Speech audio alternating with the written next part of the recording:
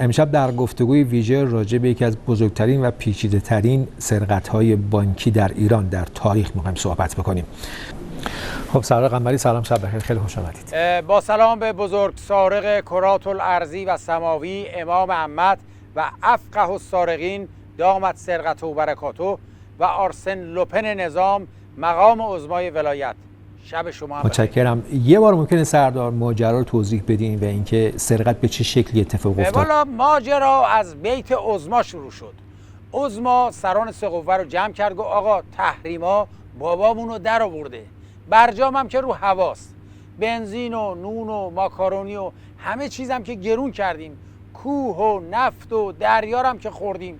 خب حالا چیکار کنیم؟ اینجا بود که حاج آقای رئیسی گفت صندوق امانات بانک ملی هست، بریم اونو بزنیم، که مقام عظما گفت طیب الله، آورین. خلاصه ماجرا اینجا کلید خورد. سردار عملیات چند ساعت طول میکشه عمل سرقت؟ 30 ثانیه. برای عظمایی که یه مملکت قلمبا کرده دزدی 4 تا صندوق که اصلا چیزی نیست.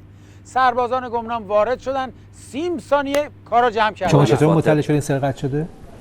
والا 3-4 روز بعد وقتی که مال بین سران قوا و برای بچهای اطلاعات سپاه تقسیم شد، ما راستش تا لنگ ظهر خوابیده بودیم. زنگ زدن گفتن عملیات با موفقیت انجام شده، شما فقط برید 4 تا آفتاب دزد رو بگیرید، که ما هم اطاعت امر کردیم. 3 سوته 11 نفر رو لباس زندونی پوشوندیم.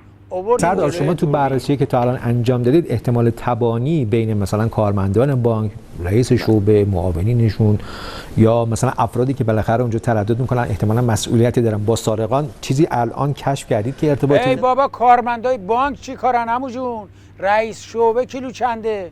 تو این قضیه 4 نفر تبانی کردن که یکیش عظما بود، یکیش حاج آقای رئیسی، یکیش قالیباف، یکیش هم اژه‌ای. کارمندای بانک چی کارن؟ اون 4 نفری که اشاره کردین آدمی نخبه متخصصی بودن؟ بابا جوک میگی تو؟ نخبه کجا بود نارنگی؟ اگه اسم ولی فقیه یه شبه و رئیس جمهور 6 کلاسه و رئیس مجلس لوله‌کش و اژه‌ای گوشخوار رو میذاری نخبه و متخصص، خب آره 4 تاشون اند نخبه ها و متخصصا بودن. حالا اصلا این سوالا چیه میپرسی؟ بابا من اومدم اینجا که تو از زحمات پلیس تشکر کنی. باید به پلیس خسته نباشید بگی. خدا قوت خسته نباشید. یه نکته خیلی مهمه که وجود داره، ببینید شعبه‌ای که از یک سرقت شده شعبه بزرگی بوده. به لحاظ جغرافیایی در مرکز شهر تهران واقع شده. محله شلوغ که فکر می‌کنم به لحاظ رعایت اصول امنیتی جایی است که بالاخره خیلی توجه بهش هست.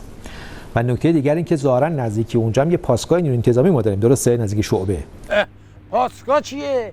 یه طرفش قوه قضاییه است، 500 متر بالاترش دفتر ریاست جمهوریه، پشتش هم کلانتریه. یعنی از همه طرف ردیف بود، جون میداد واسه دزدی. بیخ گوش کلانتری از یکی از شعب بزرگ تهران صندوق اماناتش سرقت رفته و 4 روز بعد تازه وقتی من سر کار تازه متوجه شدن که این صندوقا نیست، خالی شده رفته. اینجاست که احساس امنیت به وجود میاد. منظورم اینه، میگم امنیت چیزی است که مردم باید احساس بکنن، نمیگم نیست، هست، منتها باید احساس بشه. من وقتی نگاه میکنم کنار یه پاسگاه یه شعبه بزرگ صندوق امانات مرکز شهر تهران سرقت شده با تمام ادعایی که بانک ملی داره که من اصول امنیتی و ایمنی و بروز و استانداردهای جهانیش رو رعایت کردم، اتفاق میفته، بعد شما میگی از درب پشتی ورودی که رفتیم دیدیم مثل درب منزله. 2 تا قفل کتابی زدم با یه دونه از این تجهیزاتی که آهن میبرن که کوله‌ای بوده هم میشد، این خیلی چیز سبکی، تونستن اون رو برش بدن راحت وارد بشن، بعد ببرن، بعد از کشور خارج بشن. یه مقداری ماجرا پیچیده است. باز میگه پیچیده است. آخه تو مخ تاب داره ها، کجاش پیچیده است؟ دوربینا رو که قطع کردن، به رئیس شعبه هم گفتن روتو بکنه اونور، بعد رفتن تو صندوقا رو خالی کردن دیگه. آخه این کجاش پیچیده است؟ بعدم تو این همه فک جنبوندی، یه قدردانی خشک و خالی از عملیات کشف پلیس نکردی ها؟ کشف پلیس ها همینا بعد از ماجراست که قدردان شما هستیم، تو این بحثی نداریم. چی رو بحثی نداریم؟ تو مثل این که تنت میخواره. اگه به عظما نگفتم میدم بابا تو در بیاره. زمانمون تمام شد سردار.